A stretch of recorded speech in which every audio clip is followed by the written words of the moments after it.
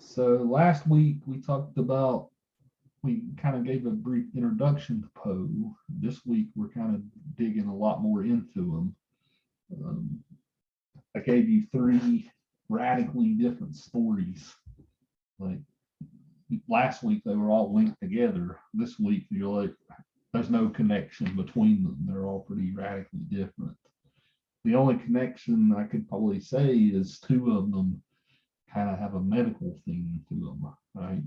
One of them being the Masque of the Red Death, the other one being the facts in the case of him, Valdemar. So, yeah, those kind of have a nice medical theme. But, so, I guess the question is where to start. But let's start with the facts in the case and then Valdemar. That's probably one of my favorites. Whenever I did my doctoral degree, one of my chapters, I had a chapter in my writing about Poe. I talked a lot about that story in there. Kind of give you guys a little bit of an overview of the story before we kind of dive into it. The 19th century and the 1800s in America was a time where the medical profession was very unstable. Any of you guys in here planning to go into the medical profession? PTA. PTA. I want to be a nurse practitioner. Nurse practitioner. Anybody else in here thinking of going that route? A lot of my students here at Southern. Nurse practitioner. Nurse practitioner. Yeah, so yeah, you will be going straight into it, right? So excellent. And you guys will especially find this story interesting, I think, because of the way that medicine was in the 1800s. So in the 1800s, let's say you were living in 1810, which is like 30 years before Poe was writing these stories. If you were living in America in 1810, you had a medical profession. The medical profession was called allopathy. And the mainline medical profession today is still called allopathy. Okay, but allopathic physicians to begin the century, they resembled more philosophers than scientists. There wasn't a whole lot of like scientific method behind their medicine. So like the medical profession started, they looked back centuries and centuries, even back to like the ancient Romans, and even the Islamic caliphates for their medical inspirations. So a lot of the stuff wasn't really guided on science, right? So people at this time period started to distrust these doctors, right? They thought, these doctors, they're more worried about looking smart. They're more worried about looking smart when they speak these fancy medical terms in Latin and stuff, right? Because you guys know most all the medical terminology comes from Latin. But they're like, oh, these guys look all smart, talking their Latin stuff. They're more worried about advancing their science more so than they are taking care of their patients. If you guys think about it, of course, Jordan, you said he was going to be a nurse practitioner. Someone else said too. If you think about it today, if you go see a medical doctor, especially a specialist, when you go see a specialist, you don't, how long are you even in there with the doctor, right? 2 minutes, right? The rest of the time, maybe 15 minutes. right? if you're lucky. I've been a nurse for 7 years, so. Yeah, so do you work at a hospital or a doctor's office, Jordan? I started at a hospital in the psychiatric unit, and then I went over to long-term care, but I also done some correctional. right? Yeah, I could see where they would probably spend a little more time with their patients. Midterm usually, like the nursing homes and stuff, usually doctors come in once a month, every 30 days. And they're with their patients maybe 5 minutes. And psych, it's daily, but they're in and out. And then correctional, the only time you ever see a doctor is if you've got something wrong. It's a little crazy, isn't it? To say the least. Yeah. I'm sure probably all the rest of y'all have some stories too. Like even today when you go to a doctor office, like let's say you go to, let's say you go to a knee specialist, right? Well, an orthopedic surgeon. Well, how long are you in there with the actual doctor? Right, most of the time you're talking to the intern or or someone like that, right? More than you are with the actual doctor. This whole thing started back in the 1800s. People saw this. People saw, hey, these doctors, they don't really care about their patients. Right? They're more interested in their science. There's too much of a divide between doctor and patient for comfort. So what happened is in the early 1800s, there was a rebellion against the medical profession. And this was the start of the birth of alternative medicine. Okay, so this is the time period where homeopathy took off. Of course, you got you could probably explain homeopathy even better than me, Jordan. But homeopathy is all about homeopathy, sort of like a spiritual healing, herbal cures, natural remedies. The way we were taught is homeopathy is mind, body, and soul as one unit. You just said it better. Everything working together as one unit. Right. You just said it better than I could, right? Body, mind, spirits. Like homeopaths believe that if something is off with you, spiritually even, it can kind of cause the body to sort of fall apart too. But they're all well, they believed back in them days that if you were sick, it was because something spiritually, you were off spiritually. Right. And modern homeopathy still believes that, right? But yes. Yeah, but you had these homeopaths starting at this time period. I think I'll actually look up the author for you of the original homeopath. I think his name is Thompson.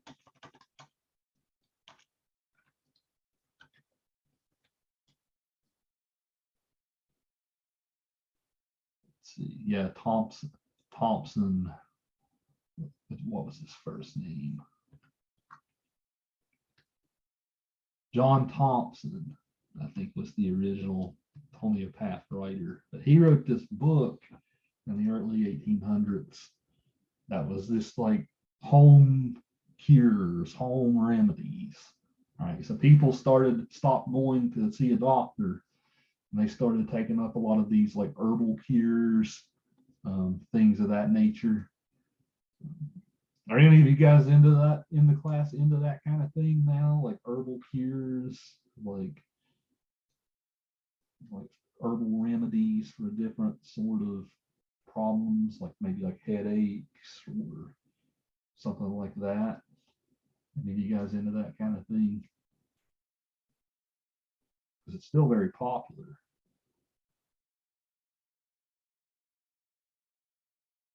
Like rather than taking a Tylenol, right, you might take some herbal cures, or a lot of, even when it comes to stuff like marijuana today, right? A lot of people say the herbal cure of marijuana can treat depression and anxiety and stuff even better than taking a medicine like Wellbutrin or something, right? So some people will make that case even today. But this was the time. So I'm going into a lot of history here for a reason, because it'll help us in it with this story. But it wasn't just homeopaths. A lot of other different doctors sprang up around this time. And this story is about a type of doctor called mesmerists, the mesmerism. So they believed that if you put a patient under hypnosis, you could kind of will the patient to make themselves better, right? If you put them under hypnosis, you could kind of will them to make themselves better. And this story's idea kind of starts with this patient's on his deathbed, right? So they kind of have the hypothesis, like, what if we put this patient who's on his deathbed under hypnosis? What would happen? Right. So this is kind of the backdrop of the story. We have these mesmerists. But we have all kinds of other doctors springing up in this time period too. There was something called hydrotherapy. You had a lot of people peddling a lot of these different sort of cures for things that had no basis in science. The reason why all these people got away with this stuff was in the 1830s, when Andrew Jackson was the president, so late 1820s, early 1830s, people started the Jackson administration was widely popular. Like there wasn't hardly a state that didn't support Jackson. Jackson very much distrusted authority, right? He did not like authority at all.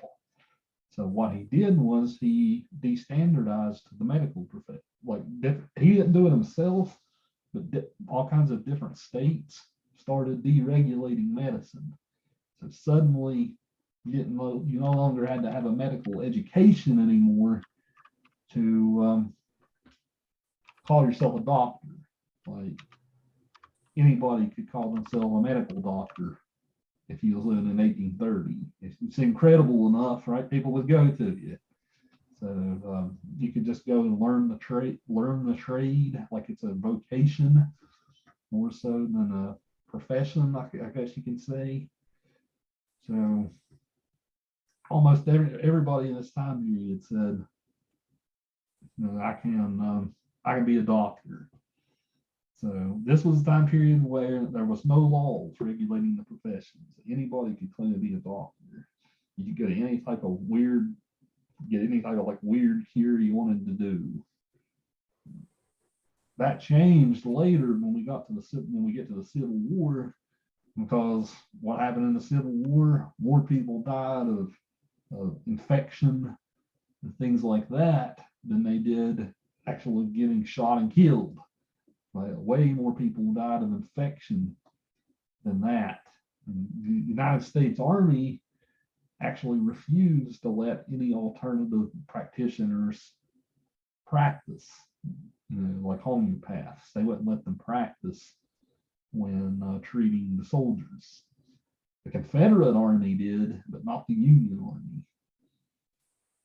So this kind of helped steer the ship back to you had to have a degree again to practice.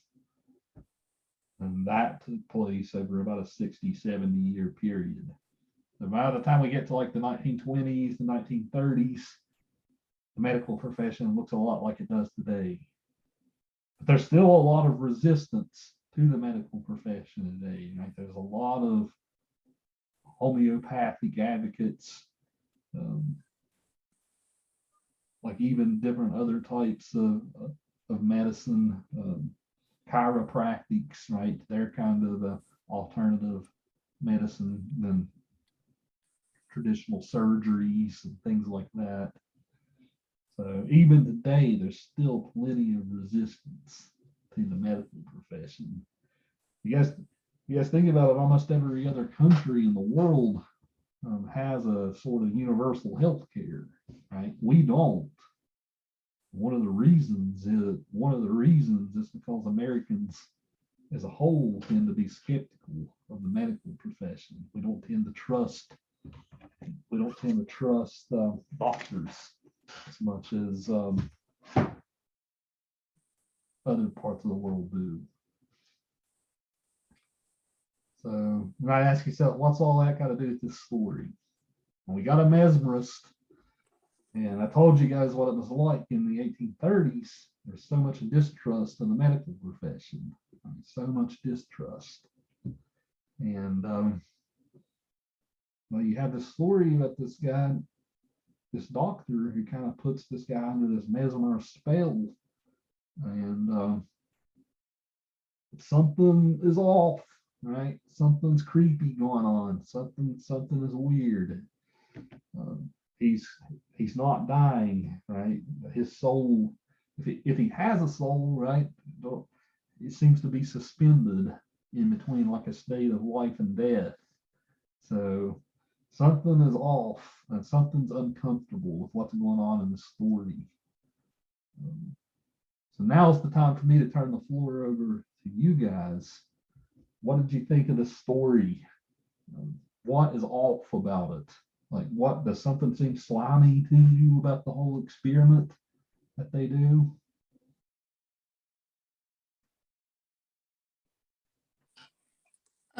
I thought it was really interesting, just the concept of it, and I didn't think it was too off. But to help me get a better understanding of it, I watched an animation on YouTube of like somebody else's maybe interpretation, and when he like turned to the mush, I realized this is kind of crazy. Right. Yeah. People at the time actually, like, they would like broadcast these stories and stuff, but people, well, they didn't have radio yet. But people read the story in like in the papers, the journals and stuff. People thought this actually happened. Right. The way that Poe writes the stories, almost kind of like a documentary style. People actually thought that this happened, and it kind of like made people freak out when they read the story. Like, they couldn't separate fiction from reality. So yeah, you said there, Haley, that you knew it was kind of goofy, right, when he turned the mush at the end. Right? It was People really, actually the creepiest part, I thought. it is disturbing, right? Can you put your finger on why you think it's disturbing, creepy? Because like for like 7 months, he just wasn't decomposing, and then they woke him up or something, and then in that one moment, it was like all that decomposition happened in like a few seconds, and it was just like, ugh, like so many bodily fluids and stuff. Disgusting. Yeah, I would like to see the animation you watched. You'll have to link me. I can send it to you. I thought it was really good.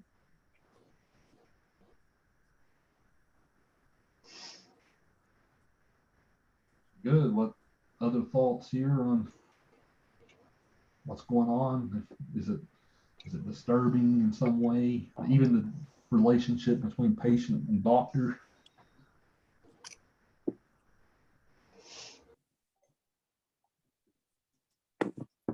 Are you asking me? Or just the whole class? Just the whole Oh, okay. class, yeah. Sorry. Yeah. I didn't know. Yeah, you threw a good thought our way. We'll see what some other folks think.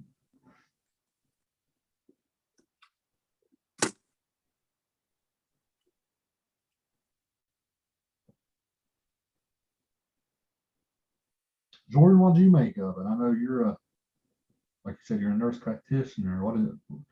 You probably have a good sense of patient ethics and stuff. What did you make of this? Honestly, I was a little baffled by it. I really was. Yeah. But everything with Edgar Allan Poe baffles me. Yeah. I actually went to the bookstore, and I like books. I don't like reading on my tablet or my phone or whatever. And I bought the entire collection of it. And I've read it 3 different times, and it baffles me.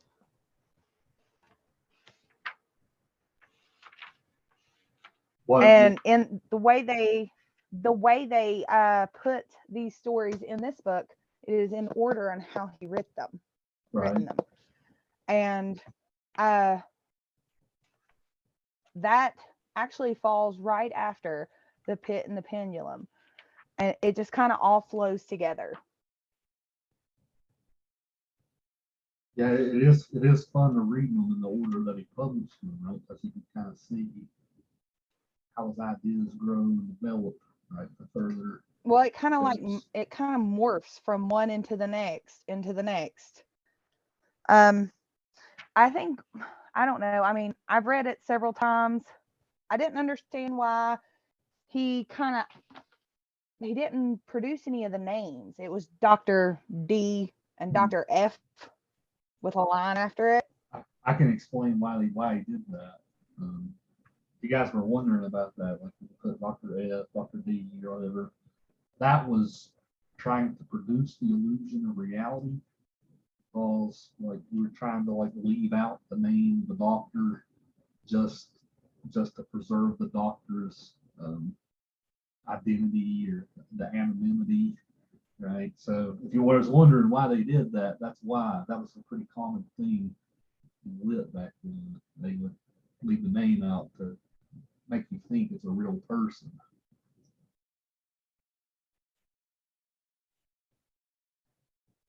So to further sell you into this is actually reality.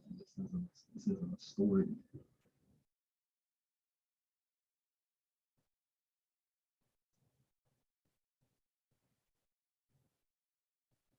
Yeah, you definitely pointed out seeing the progression of his ideas as he keeps writing is an interesting thing. We got a whole lot of different post stories in our unit. So, Well, I mean, this is the complete works, and I got it at Books A Million for $12. So if you like to read, it was a good buy.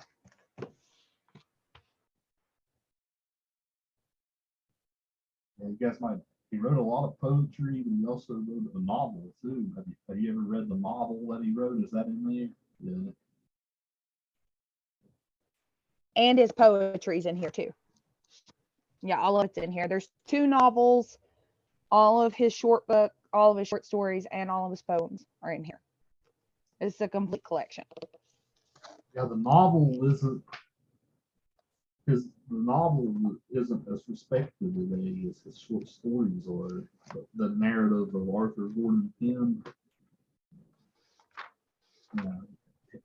he's not nobody really reads that anymore much except hardcore enthusiasts. Right.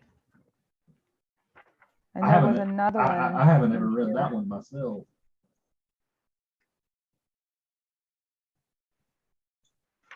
It's kind of long. And then it has the Journal of Julius Rodman.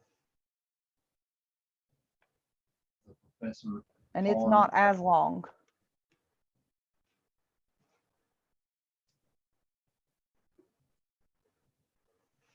The other thoughts here on especially the ethics of the story, like what's creepy about the whole thing.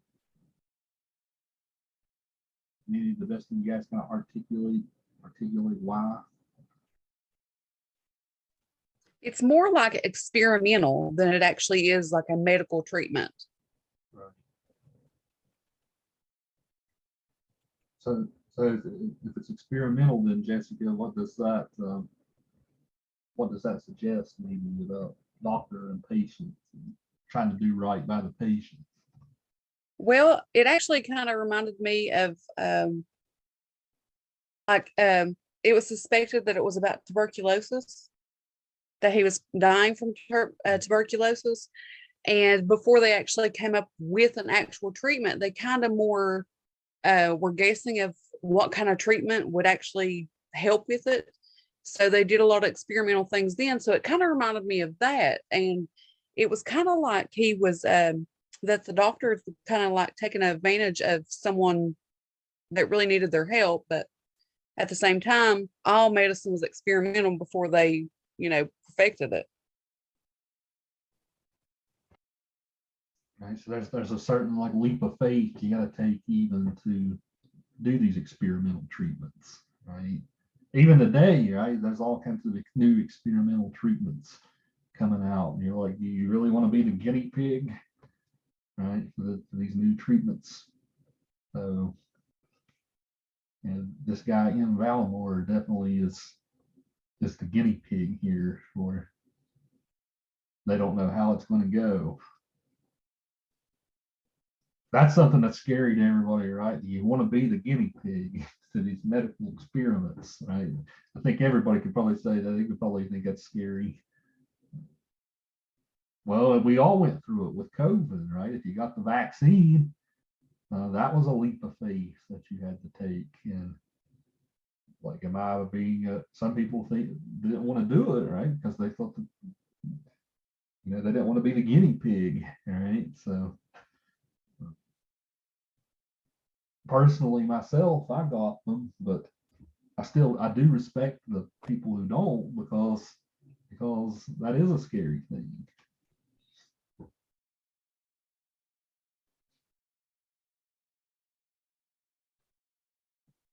But other thoughts here. You guys were all chatty last week. This week you're being very silent on me. I don't know what this is all about here, right? But other thoughts on what is I'll take us to the gallery view here so we can see everybody. But what are some other thoughts here? Here's a question I can give you.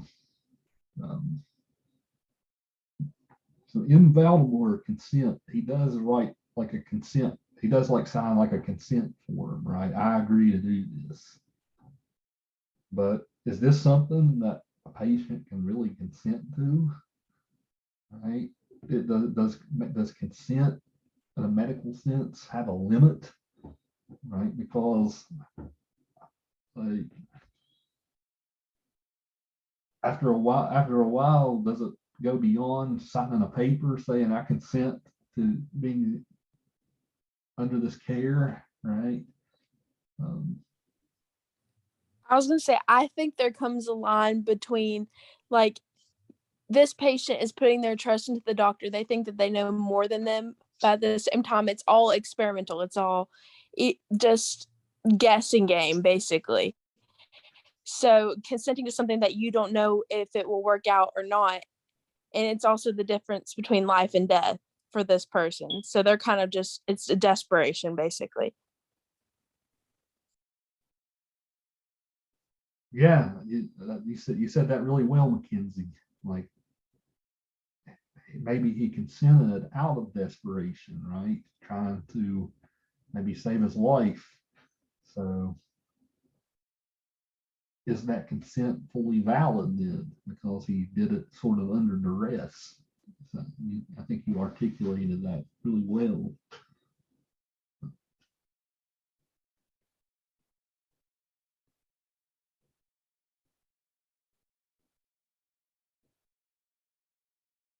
If you guys were on your deathbeds, right, would you agree to be a guinea pig, right, and attempt to Well, in modern medicine, it's called exploratory medication. right? So, like, if you consent to a exploratory laparoscopy, that means they can go in and do whatever they need to do. That's pretty much what you're doing, is saying, I agree to you treating me like a guinea pig.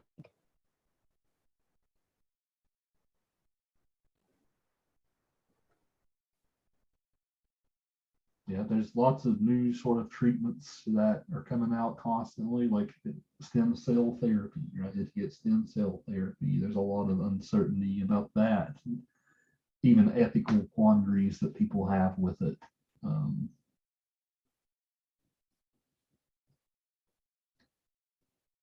Yeah, I mean, consenting to almost anything the doctor wants to do, that's a risk, to say the least. What did you guys think? So these are the deep questions about consent and stuff I'm asking. What did you guys make of just the story as a whole? Like, would you guys yourselves consent to ever being put under hypnosis? You think that would be an interesting thing to do? I'd say it sounds pretty cool. I Because I I'm not wouldn't die. sure I actually agree with it. You said you don't agree with it, Jessica? I don't really necessarily feel that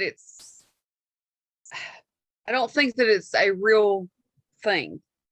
It's more one of those things I would really have to experiment it for myself to say whether or not I believe that it's real. Right? Yeah. I probably feel kind of the same as you, Jessica. I'm skeptical about it myself. What was you going to say a second ago, Gabe? I said I let him do it as long as like I won't die. Right. And usually when you're put under, they give you like a signal or something that will like break you out of it. Like snap the finger, like if they snap the finger, like somebody will snap out of it. So they usually do something like that to, in case things start going crazy or something, right?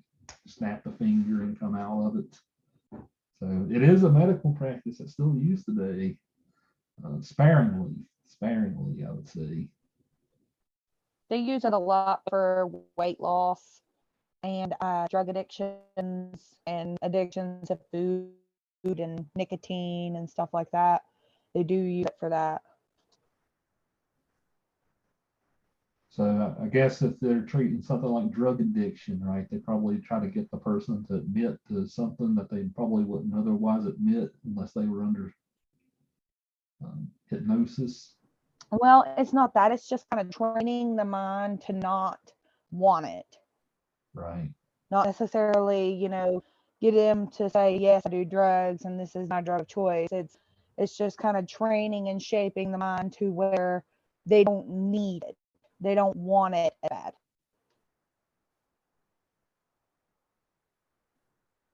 Yeah, sort of extreme suggestion, I guess you could say, right? As far as Right. Coercion. right.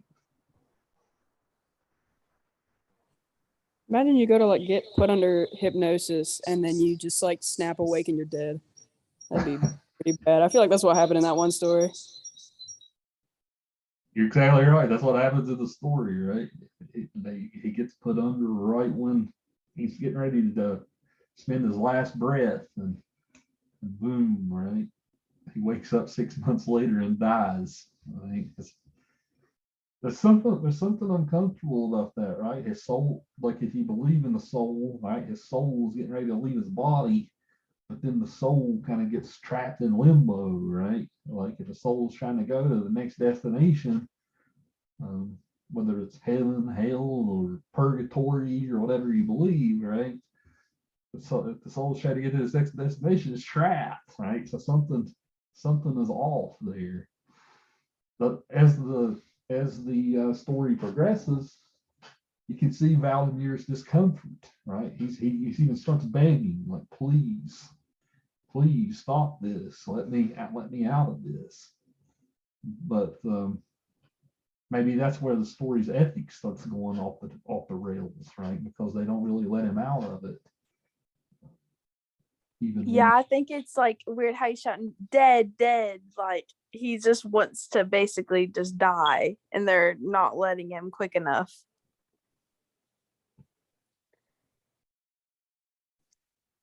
Why does he consent to this? Is it because he's dying already? Right. Yeah, he's dying already. I guess he thinks, like, what can it hurt? Right. I guess it's something. I guess it's along those lines. The text never really specifies. It just says that he consents. So the why is an interesting question. We could speculate on why, but it doesn't spell out why that he does.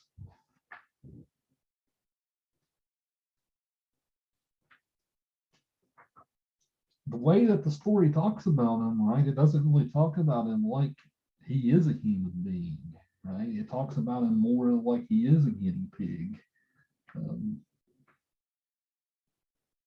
Like one thing that, if you read through if you pay attention to the narrator and the way that the narrator tells the story, But the whole thing reads sort of like is the narrator telling the story like he's writing in his journal or something about the experiment.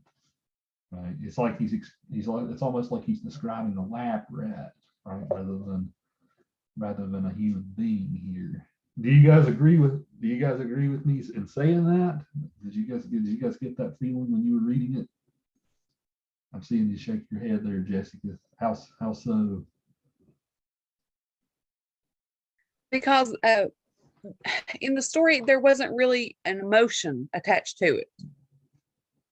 It was more all about the mesmerizing and pretty much just watching to see what happened.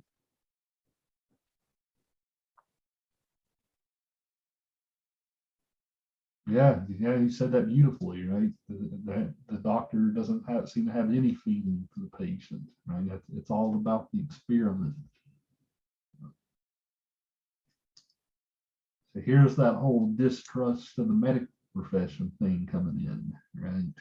People back in those days distrusted the medical profession because they thought that they were more interested in their science than the patients themselves.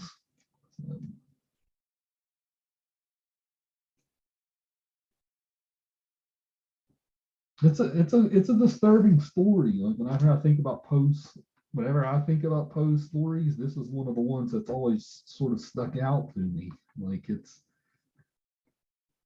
disturbing on a philosophical, even religious level, right?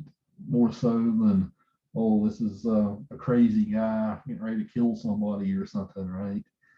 And this is disturbing on that kind of level, which is a different type of story than what we read last week.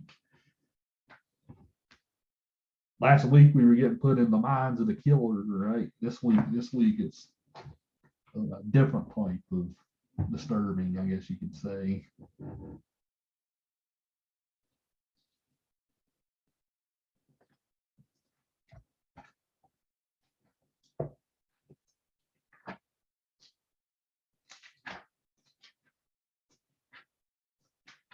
Other thoughts on this one before we move on to another one of the collection?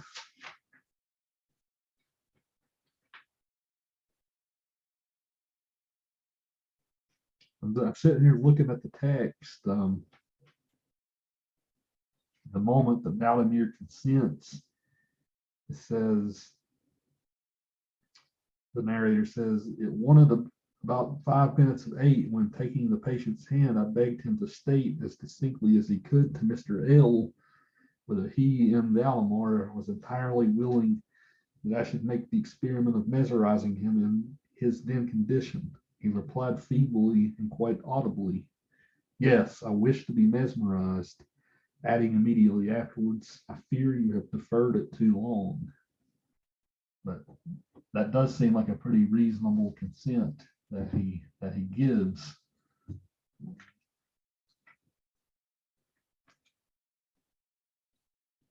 But then I think it's interesting how he describes the body, even when it's under mesmerism, even when it's under the spell, right? How his features don't really change or anything like that. And all that's still like a way of suspending death, right? So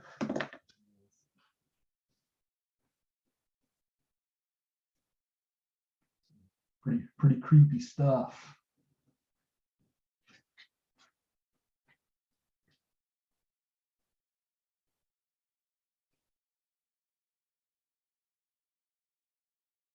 At the end, Valdemar says, for God's sake, quick, put me to sleep, or quick, waken me, quick, I say to you that I am dead. So there's even a suggestion in the story that he passes away while he's under the mesmerist spell, right? So something's disturbing about it, like something disturbing on a religious or philosophical level here. I was It's like thinking. he's told. Go ahead. Sorry. Go ahead. I was going to say it's like he's kind of holding the man's soul captive.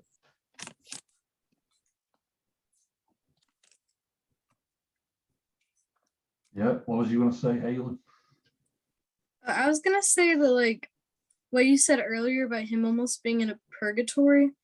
I kind of wonder like if it was more like he was, because he had to be conscious somehow because of how exasperated he was when he woke up. And I was just wondering maybe what if, or like um either he was in a purgatory or he was in his own body that whole time. And I feel like he was in his own body that whole time. And he could like feel everything rotting. And I think that's a really scary thought.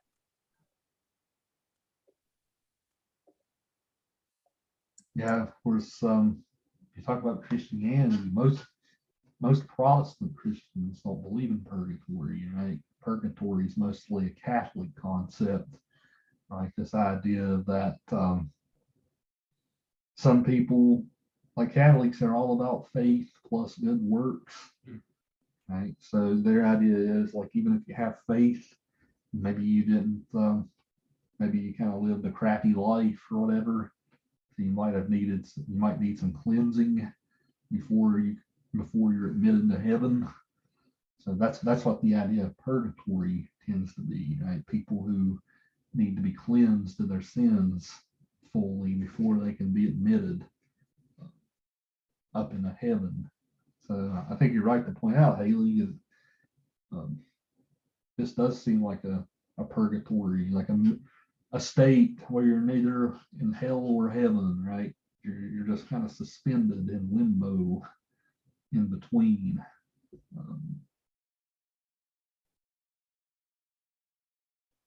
And purgatory is an interesting religious idea.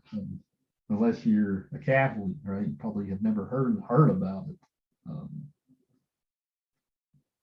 Like there's not really a lot of evidence in scriptures. Like if you go to where they say, I think it's first the evidence for it's supposed to be like the book of First Timothy, I think.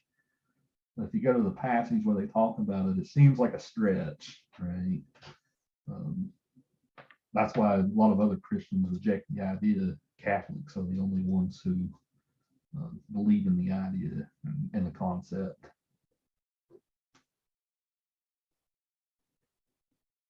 So, talking about science and religion a little bit here today, right? Have any of you guys heard of the concept of purgatory before we introduced it today? Yes, you're saying you had, Jessica. Have any, like if you guys are church going people, have you guys ever talked about the idea in church, even like in any way? It's because it's an interesting idea. I heard about it in Dante's Inferno. Dante, right? Where did you read Dante at, Haley? Did you read it in high school? I watched it I watched a video essay about it. I'd like to read it, but I haven't like actually read the text. Now, if you're still at Southern next fall, take me for English 230 because I teach it in there. So yeah, that's one of the ones I do in that fall class I do.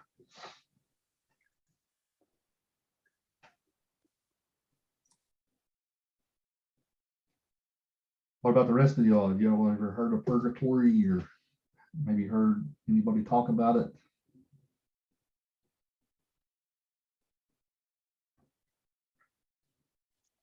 I've never really heard about it before. Right? Do you go to a certain type of church or anything, Jesse? I don't go to church now.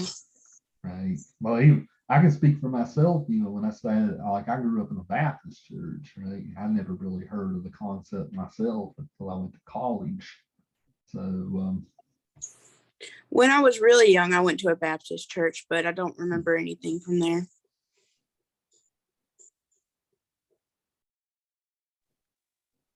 If you've seen the Disney movie Hercules, the hole where all the souls are living, that's pretty much what that is. right, you're exactly right. Purgatory was about as good as it gets for you if you believe in the ancient Greek gods back in the day, right? There wasn't really a heaven that people went to in Greek mythology.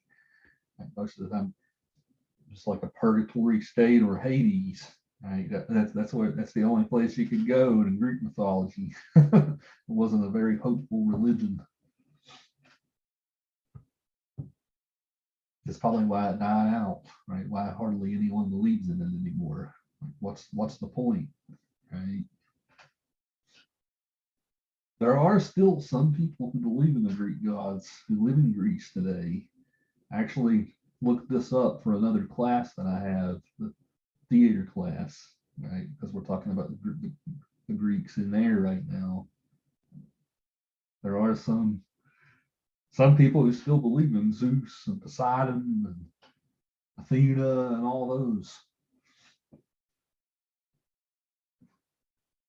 I think they're like 2% of the population in Greece that still believe it. I don't think anybody outside of Greece believes it.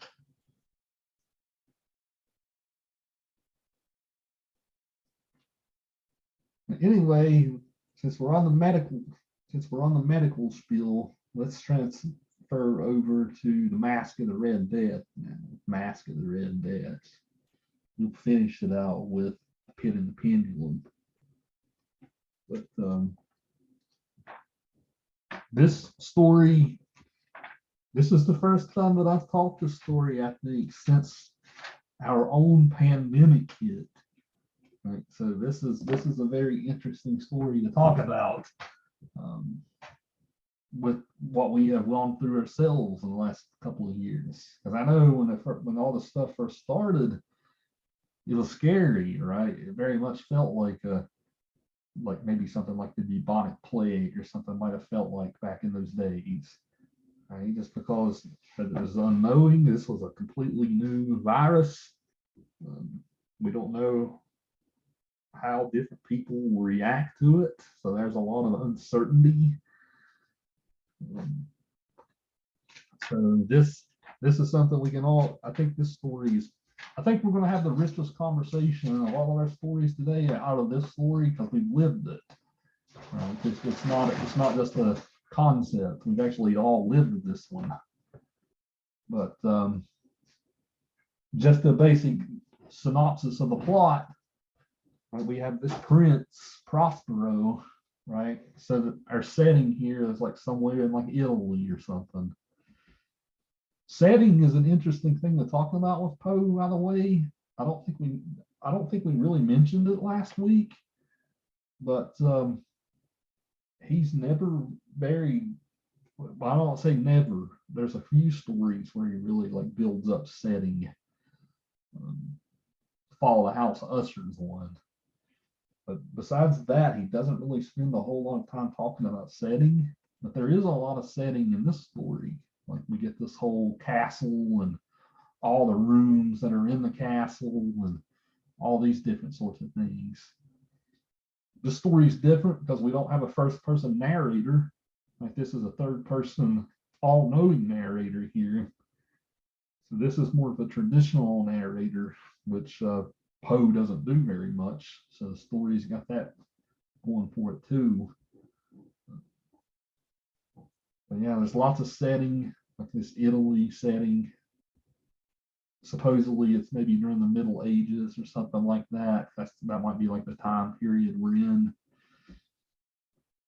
So I don't know if have any of you guys learned a lot about the Bubonic Plague back in the Middle Ages in like history class or anything like that in your schools? The Black Death.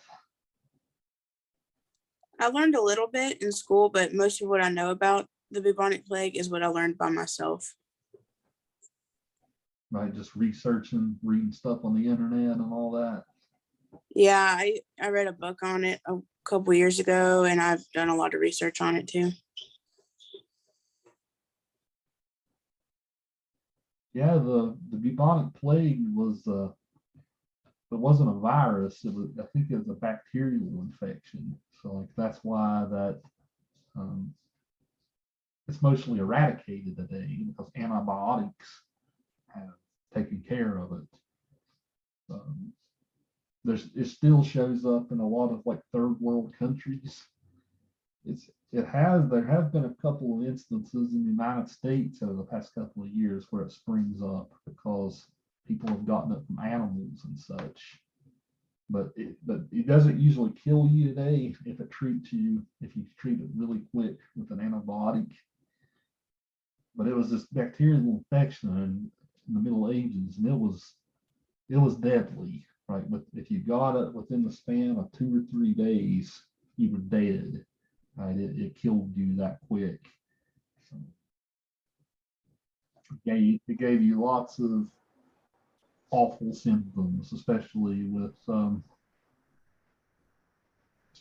like diarrhea and things like that. So it was not a easy thing to go through. It gave you a respiratory infection too. It killed you quick. Usually you could tell if you had it because it's like this sort of like goiter that you would get in your neck. That would be like the indication that you had it. But yeah, it spread a lot through Europe in the Middle Ages, and it was the deadliest pandemic in history. It spread some in ancient Greece as far back as that too. But in Europe in the Middle Ages, things weren't clean. Like if you were living in Europe in the Middle Ages, like they didn't have very good sanitation systems. People lived crappy lives. Like if you were a peasant in the Middle Ages in Europe, you mostly worked 15-hour days tilling the farm 7 days a week. Right? They didn't have any time for leisure or anything like that. So they lived stressful lives like that, but also things like sanitary systems. Like they didn't have sewage systems. So you couldn't drink clean water in the Middle Ages. Like the only thing you could really drink that was clean was if you brewed mead or something like that. It took the process of making a drink alcohol to clean all the pathogens out of the water. So between the virus, or not the virus, but between the bacteria spreading as well as that, right, it really hit people hard in the Middle Ages. There was also rats. Right? Rats also helped spread the plague because the idea was that the flea from the rats, if that flea bit you, right, if the flea somehow got off the rat onto you and bit you, that's what would spread the infection. So rats are often synonymous with the Middle Ages and the Black Plague because there were so many rats around because of the unsanitary conditions. So yeah, it's an interesting thing to talk about. There's lots of debate, like even like how much did rats really help spread it? Was there other factors that spread it? Like there's a whole interesting debate in history about that. Jesse, you said you read a book on it. Is there anything you would add to what I just said? No, everything you said was great. It was just, it's crazy how it spread so fast, and they didn't have the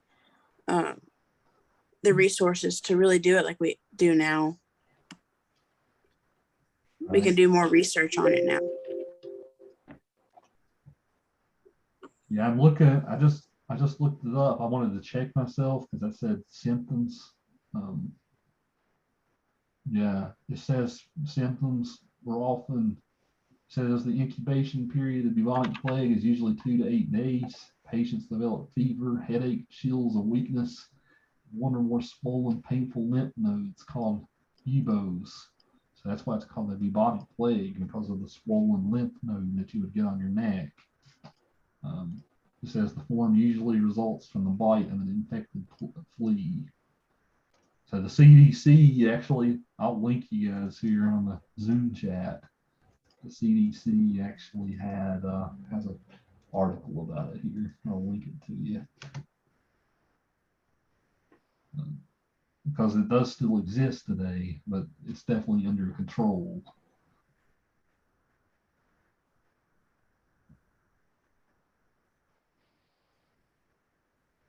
It says patients develop fever, chills, extreme weakness, abdominal pain, shock, and possibly bleeding into the skin. So it killed people quick. It killed people quick.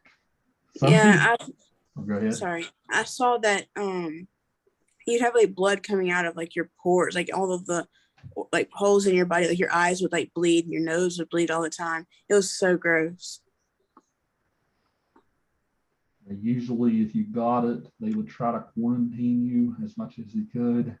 And then if you got it, they wouldn't even give people a burial. They would just burn their bodies, right? Because they didn't want it, the infection to spread from the corpse. So Also, there were like so many people dying at that time. I think it was like a third of Europe. Like they didn't have the time or resources or anything to bury all those people. if you guys have ever seen the film, the comedy movie Monty Python and the Holy Grail about the Middle Ages, right? There's a whole joke about it, right? The guy's going around with like his wheelbarrow, right, gathering up corpses. You got any corpses? You got any corpses? Right. the dark humor in Monty Python and the Holy Grail. Yeah. I see a smile there, Jessica. I know you've seen it before. If you guys want a funny movie, there's one. But yeah, you're exactly right, Haley. It killed a third of Europe. The bubonic plague, actually, historians actually kind of look at it like it was a good thing in a way, right? Because it reduced the populations. It caused people to behave differently. Like there's a lot of ideas, like maybe the Renaissance wouldn't have happened if it wasn't for the Black Plague, right? So historians kind of try to look at it like it sure is an awful thing. 30 Europe died, but at the same time, right?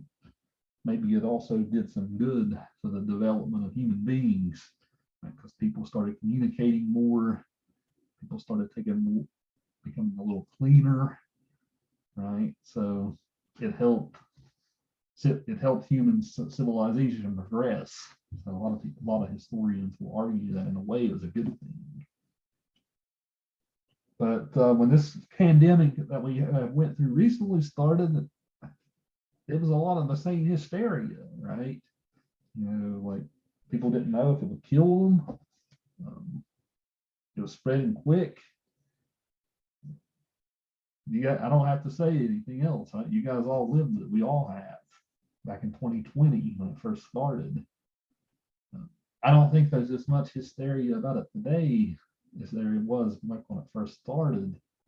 A lot of people know now, like especially if they're like a younger person, if you get it, you're probably not gonna beat it, right?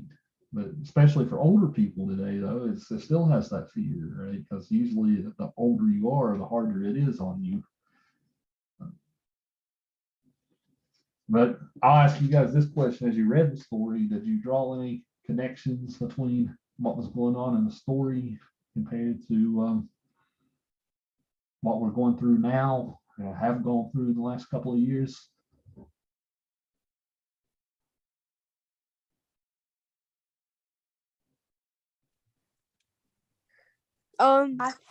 Whenever. Sorry, go ahead. Oh, you can go ahead if you want. No, it's okay. You can go. Okay, I noticed that in this story, while the while the plague type thing was going around, the prince, I want to say, I can't exactly remember, still hosted like this big masquerade thing and just invited people over, even though he knew that there was like a deathly illness going around. He just acted like he didn't care. Right? Would you draw a connection between that plot point in today, maybe like our government leaders really don't care or something like that. Is that where you're going with that, Daisy? Yeah, I suppose so, because I noticed that even though COVID is happening and like a bunch of people are dying, people are still going out, they're still having huge gatherings and everything. Right. So even just the general attitudes, maybe the recklessness that people have with the pandemic that we have now, right? It maybe echoes a little bit the recklessness that they had in the story, or even having a party, right? That's a really good point, Daisy. Mackenzie, what was you gonna say a second ago? I was just gonna say how like they kind of shielded themselves in the castle away from all the peasants while all they were going through like the plague and everything. They just hoarded themselves away to get away from that. That's kind of like how people are now. They just kind of shield themselves away, and then we have masks and the quarantine and all of that. Right. Yeah, just the general idea, right? If we quarantine or something, right, we'll beat it. We won't have to worry about it getting to us.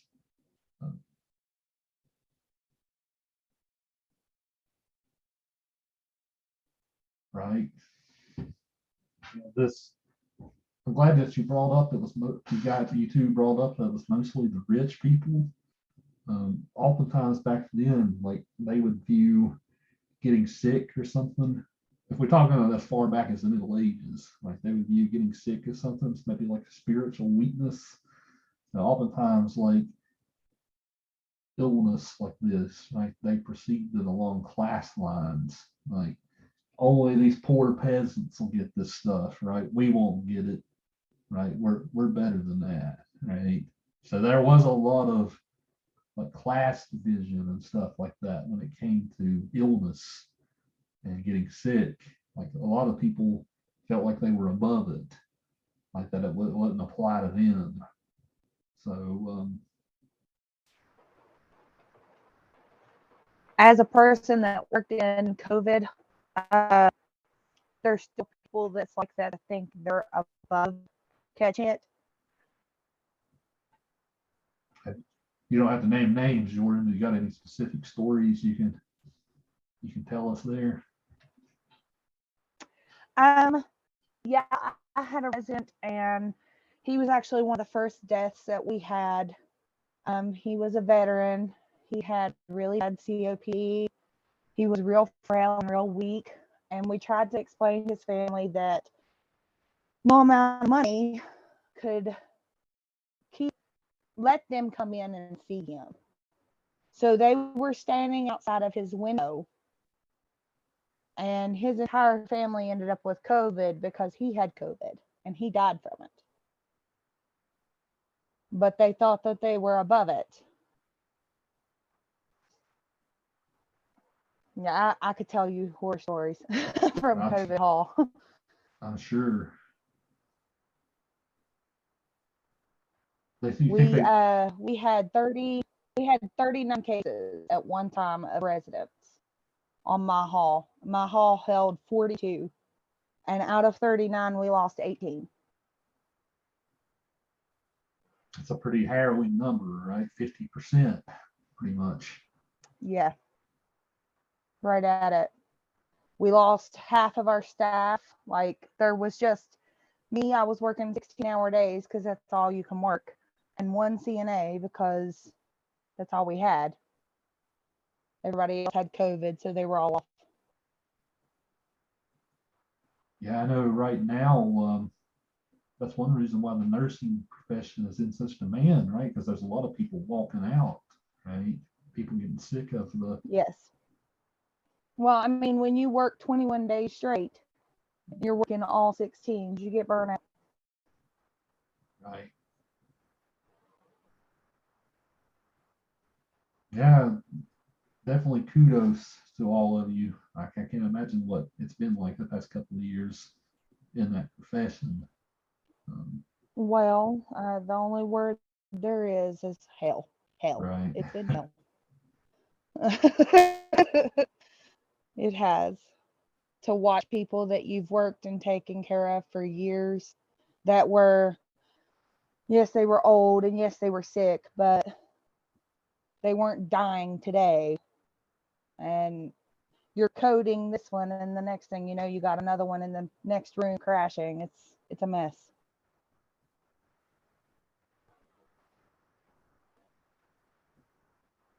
Yeah, I don't know what all of your guys' situations are in here, but maybe some of you guys have lost people to this pandemic, or like I'm sure that all of us have had different experiences with it.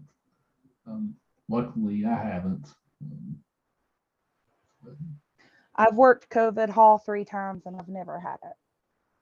Everybody in my family has had it, but I've not had it. yeah, I had it back at the beginning of January, in between the fall semester ending and spring semester starting. I'd had all 3 shots. So when I had it, it was almost like I just had a cold and cough. And that was it. It felt like a really minor cold. But had you already had your vaccinations? Yeah, I had had the 2 plus the booster. So Well, see, that's the whole point of the vaccination is to lessen the symptoms if you get. It's not to keep from getting it, it's to lessen the symptoms, just like the flu shot. yeah, I was lucky that I didn't get it until that point after I had already gotten those. It's weird how differently people react to stuff like that, though, because my mom and I recently got it over Christmas break at the same time. And I was also like, just like it was like a cold, like I felt awful, but it wasn't like that bad. But my mom like lost her taste and smell, and it took her weeks to recover, and she's just now starting to get her taste and smell back. So, and I'm the one who gave it to her, so it's just like weird how everyone's bodies react differently to stuff. There's just so many things to take into account with that. Well, That's with me too. COVID, Oh, the way it sorry, go works ahead. is it affects your blood. Do what? Each person that had the way COVID works is it attacks your blood. So each person reacts different because each person's blood is different. That's really interesting. I didn't know that. Didn't know that.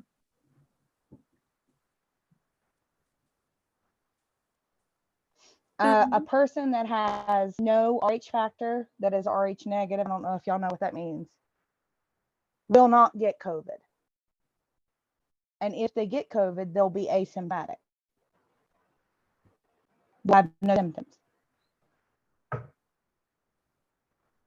Yeah, I know for myself, I'm type O. So I'm a universal donor. So I don't know how that would apply to me. That's interesting. Well, like if you have A negative and you catch COVID, you won't have symptoms compared to somebody that is A positive.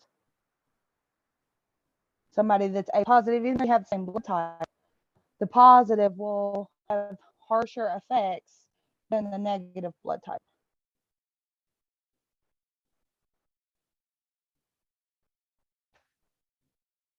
Yeah, I can definitely say that I've learned something today. Right. Was Jessica Page, was one of you guys I'm a going to say nerd. something? I study stuff that I probably shouldn't study. Right. Was one of you two going to say something a second ago? I was just gonna say, me and my mom both have it right now, and she's got it a lot worse than me. For me, it's just like a cold, and I can taste and smell everything normal, and she's hacking up really bad, and her taste is gone, her smell. Have you lost the taste or anything like that? No, I'm just really congested and coughing and stuff, and I lost my voice a few days ago, but it's better right now. Hope you guys both get better soon. Yeah, so hopefully your mom will especially will start feeling better. Yeah, thank you. Did the She doctor got give, it. I was going to say, did the doctor give you guys anything to help? Yeah, we got some steroids and some medication.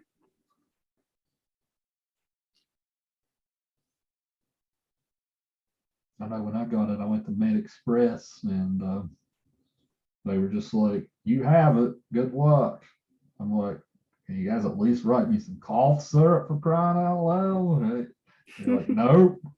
I'm like, "Okay then." So I just went and called my family doctor and they did it for me. I was just like,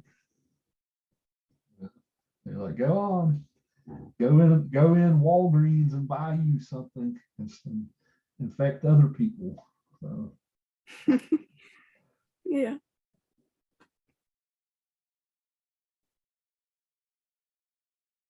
yeah, I mean, this is all interesting, right? Because of all the Poe's stories, right, this one really hits us today, right? Because of what we've been going through. I know when I taught this back like 5 years ago, right, it didn't have the same effect. But it's interesting. A lot of the story is really symbolic. Like, I don't know if you guys noticed, but like at the beginning of the story, we have all these descriptions of all these different rooms and whatnot. All these different rooms have different color schemes to them. Right. So the very last room, the seventh room, it's pretty much just like black, but with red. So it kind of gives you the Red Death, right? You know, that room especially creeps people out when they go into it. There's a lot of discussion, like nobody's ever made sense of what Poe is doing with that. Like this whole description of all the 7 rooms that they were in here. Like, I'm taking a look at the story. Each room has a different color. Says the first room at the eastern extremity was hung, for example, in blue, and vividly blue were its windows. The second chamber was purple in its ornaments and tapestries, and had the panes. Here the panes were purple. The third was green throughout, and so were the casements. The fourth was furnished and lighted with orange, the fifth with white, the sixth with violet. The seventh apartment was closely shrouded in black velvet, tapestries that hung all over the ceiling and down the walls, falling in heavy folds upon a carpet of the same material and hue. But in this chamber, only the color of the windows failed to correspond with the decorations. The panes here were scarlet and deep blood color. Now in no one of the 7 apartments was there any lamp or candelabrum. I'm getting tongue twisted myself. Candelabrum. Amid the profusion of golden ornaments that lay scattered to and fro or depended from the roof. There was no light of any kind emanating from lamp or candle within the suite chambers. And in the corridors that followed the suite, there stood opposite to each window a heavy tripod bearing a brazier of fire that projected its rays throughout the tinted glass and so glaringly illumined the room. And thus were produced a multitude of gaudy and fantastic appearances. In the western and black chamber, the effect of the firelight that streamed upon the dark hangings through the blood-tinted panes was ghastly in the extreme, and produced so wild a look upon the countenance of those who entered that there were few of the company bold enough to set foot within its precincts at all. I have a note here in my book. We'll see what you guys think of that. Like, you're thinking, what the heck, right? What's the significance of all these different rooms and the black, right? Like, why did Poe include all that detail? You guys might ask. The note in my book gives this explanation. It says one of the famous favorite pastimes of critics is trying to identify the symbolic meaning of the colors of the 7 rooms. Speculation includes the 7 ages of man, the 7 days of the week, the 7 deadly sins, the 7 Christian sacraments, and so forth. Some readers have noted that the rooms proceed from east to west, blue at one end and black at the other, suggesting the cycle of a day from night to night. Mabbott notes the absence of yellow and that blue and red are the poles of a compass, the beginning and the end. In Revelation, 7 seals are broken, letting forth the apocalyptic final destruction of the earth. So, so of all that stuff that is red, right, you can almost make it mean anything, right? Like that was a pretty wild explanation that said nothing, right? Like what do we think it means? But were any of the rest of you guys intrigued with all this description as far as especially the setting of this story? Because this is the only post story we've really read. Well, the Pit and the Pendulum too. But yeah, that whole effect of that story is its setting. But were you guys especially intrigued, like what the heck's he doing with these rooms, or what type of ideas did you have about what he was doing here? The only thing that really caught my attention was that each room was a different color, but it was different hues and shades of that color. It was different color greens inside of that room, different color oranges inside of that room.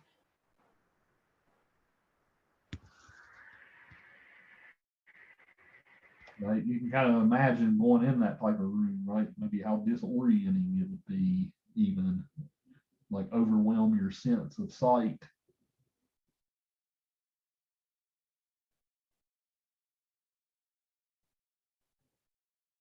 So, While reading it, I didn't really, I really didn't have any idea what he was doing with it. I'm not gonna lie, but out of all of the like interpretations you listed, I think the 7 deadly sins makes the most sense, because like it feels like the black room was just like completely ominous, and I don't see how that could represent any of the days of the week or times from like night to night.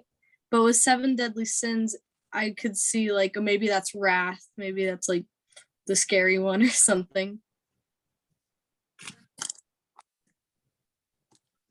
right, lust, pride. I know pride is the 7 deadly sins.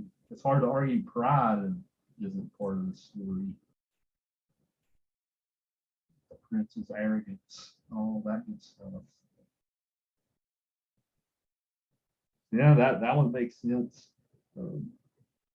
The revelation part about 7 seals are broken, that lets out the apocalypse, right? That one kind of makes sense too if you think about what happens in the story.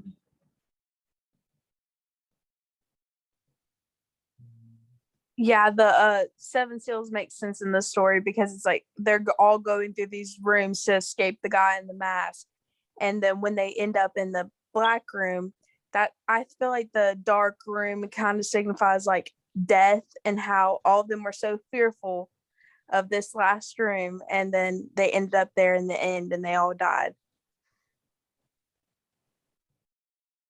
Right? You can't escape death, no matter how hard you try.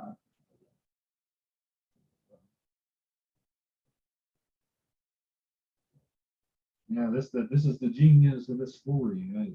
We can all speculate here on what he was doing, but both Haley and Kinsey, I think both you guys gave a good possible explanation there.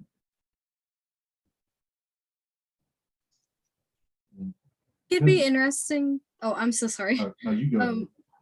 I think it'd be interesting to put what Daisy and Mackenzie said it too earlier, and what she said just now. How the prince was like, the royalty throwing the parties, even though there's like some deadly. I don't know if it's a disease, but some deadly thing going around, and he dies first because, and like everyone else is like she said, like running away from death, and you can't run from death, and the figure disappears, and maybe he was like leading them there or something. Right. Yeah, it is interesting that the prince is the first person to pay.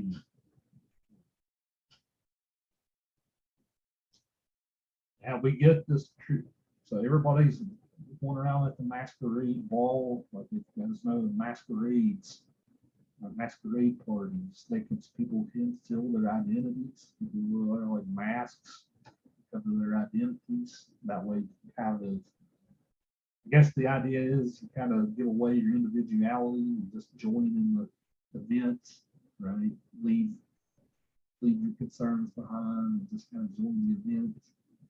Of course, if there was lots of times these masquerade parties, they can turn into like orgies and stuff too, right? People will oftentimes conceal their face and do that kind of thing, right? So it's interesting that they're all, Poe describes it beautifully, like just the way the party goes on and like how it's very dreamlike, just the way like people are dancing around and things like that. People don't seem to have a care in the world. Right?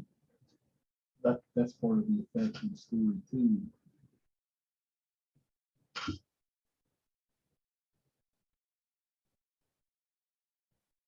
We should all have a college event, right? Let's have a big masquerade party. Right? We'll all wear masks, right? For COVID.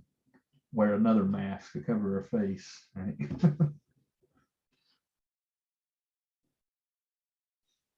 Yeah, suddenly this guy wearing all this red shows up, right? He just starts creeping people out. He pretty much just walks up and pokes Prince Prospero in the chest, right? He pretty much just falls over dead. So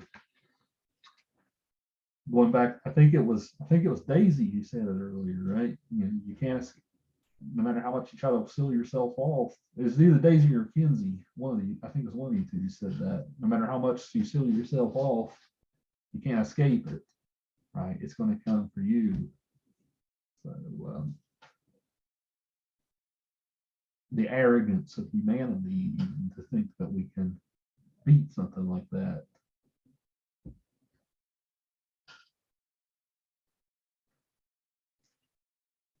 Again, very much a different style of horror than what we read last week with Black Cat and Telltale Heart and all that, right? Very much a different style going of horror here. The helplessness of humanity to combat such a force.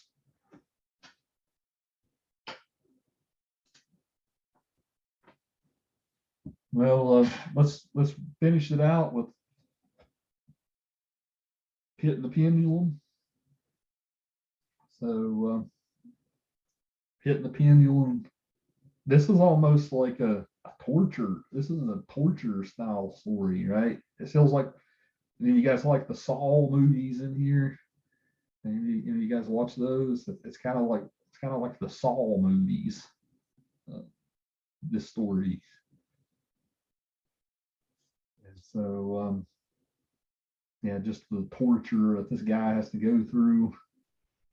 Again, we have another setting here. This takes place in France. It's during the Middle Ages at some point because the Inquisition's going on, right? That, again, some more history here. It feels like this class is just as much a history class as it is a lit class, right? I told you guys last week when I gave you the lecture, history and literature are very connected. But you guys don't know your religious history back in the Middle Ages, like inside the Catholic Church, they had an Inquisition, right? So like they would deem certain people heretics if they came out with like different ideas that were unsavory to the church. Oftentimes the church would just, the Middle Ages Catholic Church was very corrupt. You can make the case that some people say it still is, right? But back in the Middle Ages, especially, was like people would, I don't know, like for instance, like if somebody went to confession, the priest and the penance would be like, okay, you can write me a check to the penance and God will forgive your sins. Right? So they did a lot of stuff like that back in the Middle Ages. That's how they built St. Peter's Basilica in Rome, right? Was through those indulgences. But if anybody questioned this, back in the Middle Ages, before Martin Luther led the Reformation, the Catholic Church was the only church around, really, right? So if anybody led a even challenged them, they would deem them a heretic. And the Inquisition would literally go kill you, right? Oftentimes they burned people at the stake for being a heretic. So yeah, so this is kind of the setting we're in, right?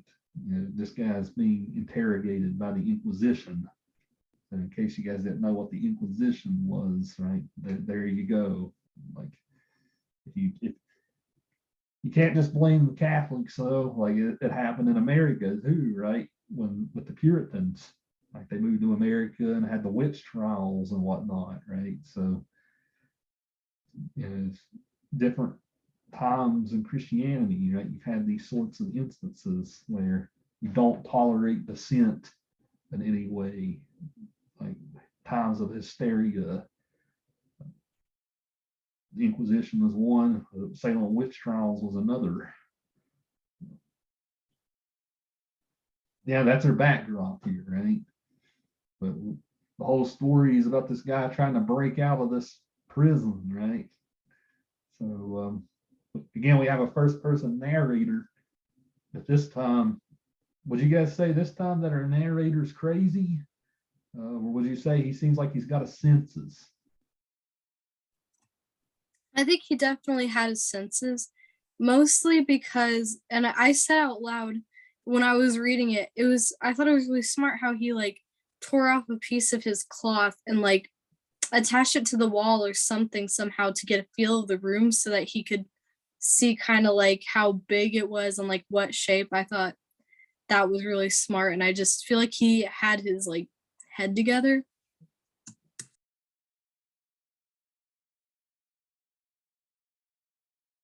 Right, so he doesn't seem like he's a madman, right? He's smart in how he uses his sense of touch, especially to sort of map out the room and trying to escape it.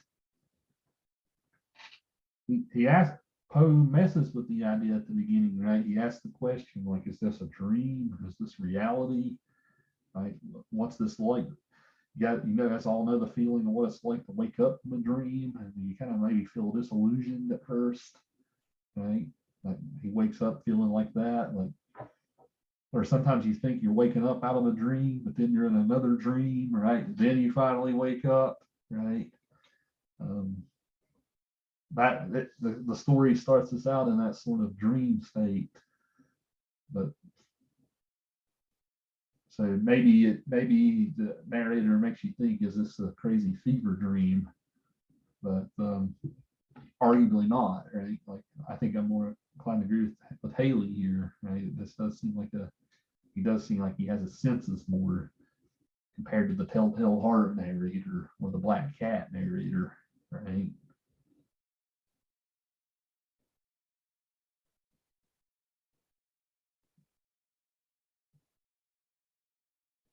I don't know. What other thoughts you guys have on the pit and the pendulum, right? He avoids falling into the pit. Then he encounters the pendulum, the swinging blade, right? Going back and forth. It feels like it keeps getting closer to him when he's on the ground. Right? So this story's probably got a little bit more suspense than even the others, right? Because you kind of root for this guy to get out of there. What about the rest of y'all? Any other general impressions of Pit and the Pendulum? Did you like this kind of horror, the survival instincts, and like it almost feels like a slasher movie when the heroine's trying to run away from the killer, right? It kind of has that kind of feel to it.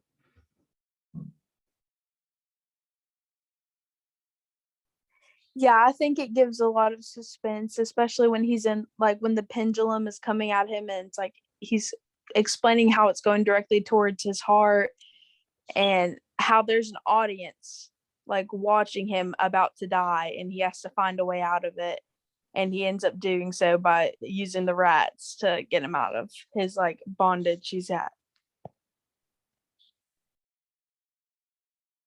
Yeah, that's a really cool scene. The one you mentioned, Mackenzie, when he uses the rats, especially to free himself from being pinned down. Imagine any of you guys in here have a big. So, which animal do you guys fear more, rats or spiders? Or do you guys have a big spider phobia or rat phobia?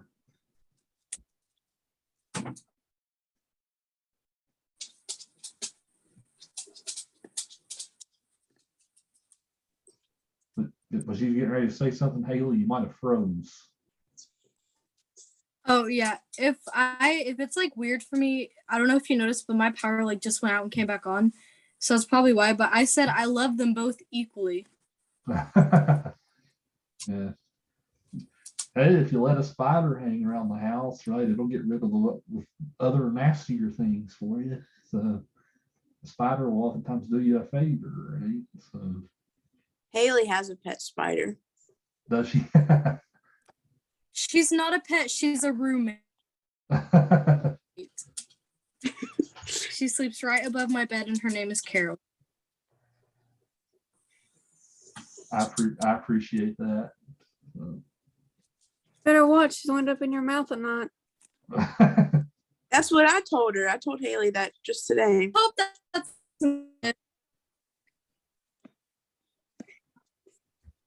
talking to my dog. I know what. Any of the rest of you guys have any weird phobias? A spider phobia or rats or other creepy crawly things? Bees. Bees.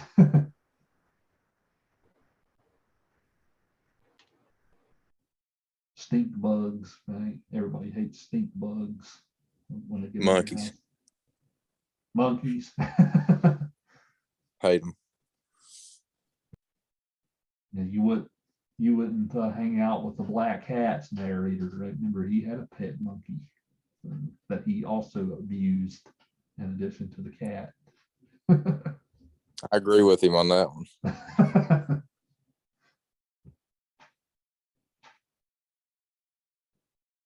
Yeah, I don't know if I have one necessarily.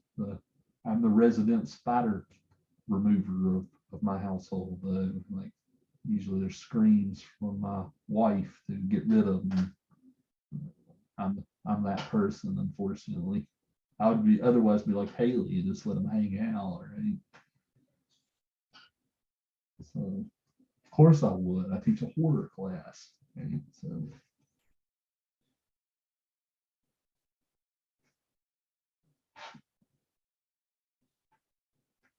yeah, this story does all that stuff, right? It plays on your might be little phobias that you have, fear of the dark. Like, could you imagine the sensory deprivation and how scary that would be, right? So yeah, like I said, this feels like a Saw movie, right? It feels like this guy's just being tortured for whatever the enjoyment is of the person who's doing the torturing. And, those movies, I never cared for those movies much.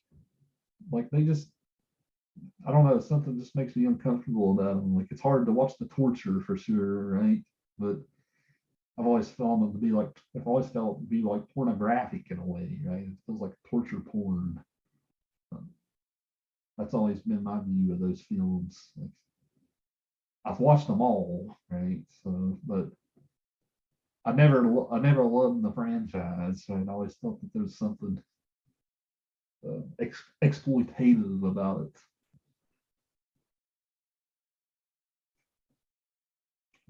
Any of the rest of you guys like those films? You're a big fan, Jordan.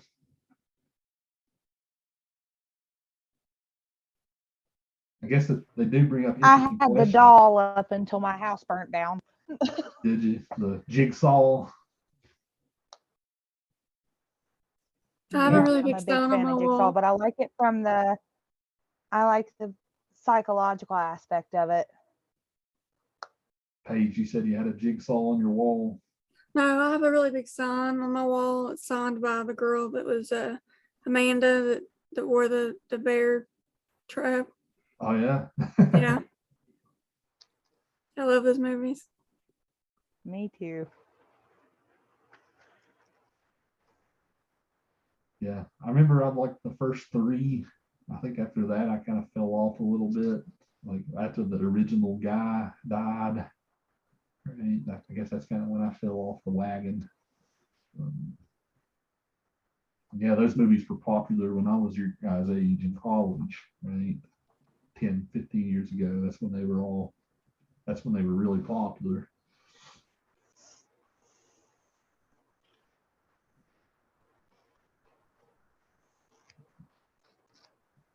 So yeah, so let's kind of recap everything here and draw to a close. So I'll just ask you guys this question: you guys, I don't know, now that we're coming out of the Poe unit, like some of you guys have had experience with them in high school before. I don't know, what are you taking away from Poe the author now? Like, do you guys feel like you have we didn't talk about the Raven or Annabelle Lee as his poets. We can discuss that on the discussion board, I guess. We didn't talk any about that, but especially like, what do you think of him now? Like, do you have a greater appreciation of him as a writer? Can I say something about Annabelle Lee? Go ahead. Yep. I think that both his wife and his mom died of tuberculosis, and I think that because tuberculosis is like it's something to do with the lungs, right? Right. I didn't really understand or it said something to do with the wind took her. I thought maybe she, like she died of something to do with her lungs, like too badly congested and pneumonia, maybe, I don't know, or tuberculosis. Yeah, that's what killed Poe himself. Oh, really? Yeah, that was one of his causes of death himself. Was his they don't know if it was tuberculosis necessarily, but he did have like a pretty bad respiratory infection when he died. So there's speculation that that's what actually did kill him too. Wow. He was found dead in a park bench in Baltimore, right? Nobody could really, like, it was a big mystery for a long time. Like, why was he randomly dead? In his, I think he died in his 30s. He was 40. 40. Yeah, so he died at a very young age. Yeah, he was born January 19th, 1809, and died October.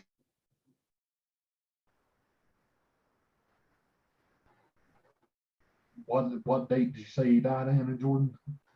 October 7th, 1849. 1849. Yeah, that's even a whole mystery. Like, whatever even happened to him? Was it cirrhosis of the liver, right? From where he was a big alcoholic, right? That could have probably played a part. I don't think there's ever been I don't think they did an autopsy or anything, so I don't think they'll ever know.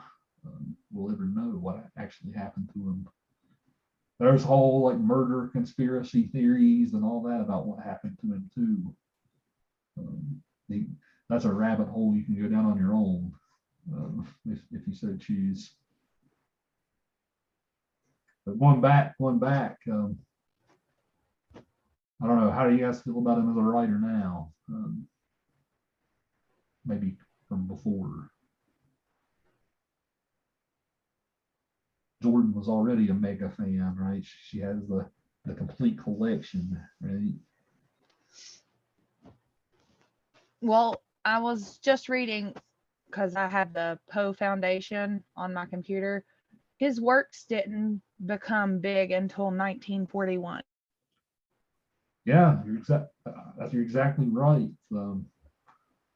And literary critics for a long time thought that his works were too sensational, like they were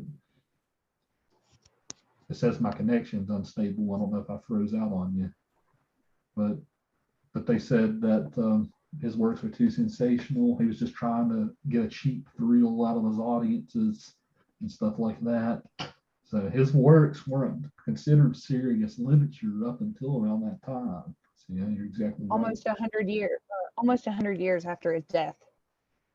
Yeah, so for a long time, nobody ever studied the guy until the 40s. Even in the 50s and 60s, there were other writers who were more famous. Poe really started to gain his reputation in the 70s and 80s. That's when the study of Poe really went off, sort of took off. Mostly because of historical scholarship. Historical scholarship was very popular then.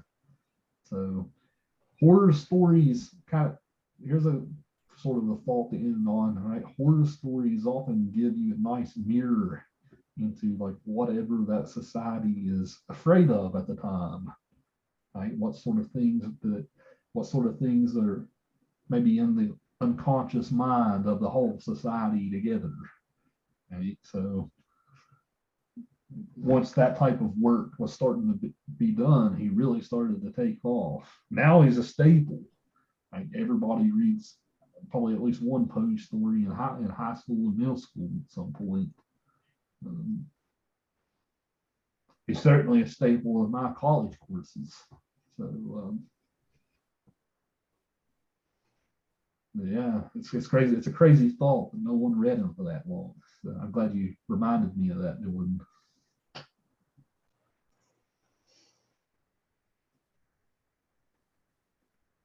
Poe is usually the author students like the most in this class. So next week we get very much getting a different style of writer. Right, next week we're going to read H.P. Lovecraft, Howard Phillips Lovecraft. So you're not going to find many people who influence the horror genre more than Howard Phillips Lovecraft. Right, this guy has really, really influenced the genre. But I'll give you guys a warning. I will make sure to post those stories as soon as I can. Sorry, by the way, for me spazzing out and forgetting to post the Poe stories. I'm glad you guys reminded me. So yeah, you can punch me if you see me, right, for doing that. So apologies for spazzing out. But I'm keeping up with so many damn bright space shells at once that I think I've done something and I haven't. Right? So that's kind of the I need like to organize myself better, I guess you could say. But I yeah, have both of the H.P. Lovecraft PDFs if you want me to send them to you. the Rats in the Walls and Call of Cthulhu. Yeah, I have Okay. both of them in PDF. Yeah, so to give you guys so I will say this about Lovecraft: give yourself plenty of time to read him. Take your time. Don't try to read them all at once because his writing is kind of dense. Lovecraft purposefully wrote in this like 17th century vocabulary and stuff. So it doesn't really read smoothly because he's purposefully trying to write in an old style. So that sometimes puts students off. So take your time when you read them. But another thing to maybe, like they said, trigger warnings or whatever, right? But another thing to think about with Lovecraft is there's a lot of racism in his stories because he was very racist himself. So I wanted to make sure that you guys knew that before you read. Now don't come to me next week and be like, why did you make me read that horrible racist stuff, right? But the reason why that I assigned him is because he is very highly imaginative, very different style of horror. Sometimes stuff like racism can fuel horror, right? Sometimes those like if you're scared of a different race or something like that, sometimes that creates horror, right? It creates that sort of fear will lead the author to create these different types of monsters and stuff. Right. So I want you all to think especially about that as you read. Like, what does his, like, what's going on with his racism? All right. Maybe how does that influence his stories? Should we censor Lovecraft? That's another question, right? Some English teachers don't feel comfortable even assigning him because of that reason. So I want you guys to think really critically about what you read next week, right? But don't dismiss the stories, right? Just because of that. Just remember he was a product of his time. But there is a lot of that in there. So you'll see the N word and all that stuff in there frequently. But think about what you're reading as you read it, and especially think about like how did this type of thing maybe fuel his horror. Should we leave Lovecraft in the past? I guess that's a question you can even ask yourself. But he's a great writer. He's a great writer. The Call of Cthulhu, especially, is an iconic story that's influenced so many different horror movies and stuff today.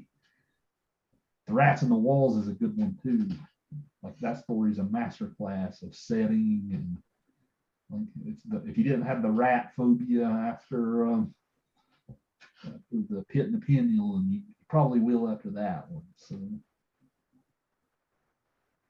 but yeah, give yourself time. He's not an easy read. So make sure you pace yourself with him. I think you'll appreciate him if you don't try to read him too fast. Okay. So, any other questions before we call it an evening?